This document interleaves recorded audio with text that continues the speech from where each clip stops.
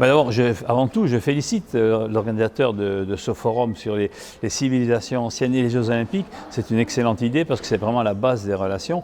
Je le dis souvent, on commence par des relations personnelles, des relations d'organisation, et après on débouche sur des relations d'État à État. Et c'est comme ça qu'on peut continuer à se connaître, s'apprécier, travailler ensemble. Il ne faut pas s'écarter, il faut vraiment rester toujours unis, groupés autour de grands principes.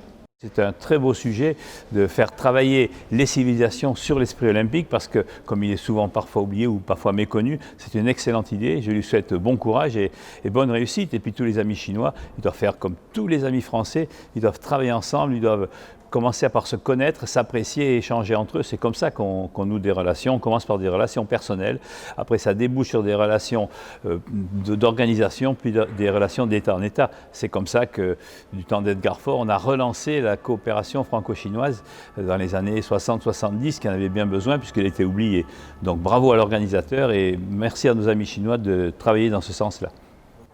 L'esprit olympique qui s'est fondé, M. Pierre de Coubertin, sur les Jeux olympiques de l'Antiquité, où c'était symbole de paix, d'arrêt des combats et de fraternité entre différents peuples. Donc je pense que la base a été la même, essayer de rassembler tous les peuples du monde autour du sport, autour des Jeux olympiques, en espérant que pendant ce temps-là, tout irait mieux dans le monde et que la paix, l'amitié, la fraternité réuniraient les peuples.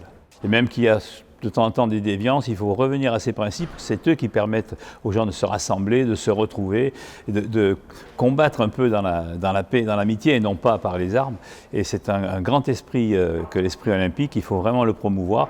Alors il y a des fois, je le disais, des gens qui s'en échappent ou qui essaient d'en profiter, il y a des déviations par l'argent, mais l'esprit doit rester et c'est lui qui doit dominer, qui doit prendre le pas sur toutes les autres considérations.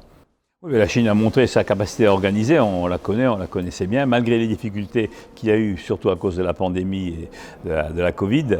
Donc ça a été réussi, très difficile pour le public, très difficile pour les athlètes, mais ces Jeux ont eu lieu et la Chine et la France doivent continuer à œuvrer dans ce sens et ensemble, parce que la Chine est un des plus grands pays du monde, la France un des plus grands pays européens, malgré sa petite taille en superficie, mais ses idées, sa philosophie, tout ce qu'elle a montré au monde est importante.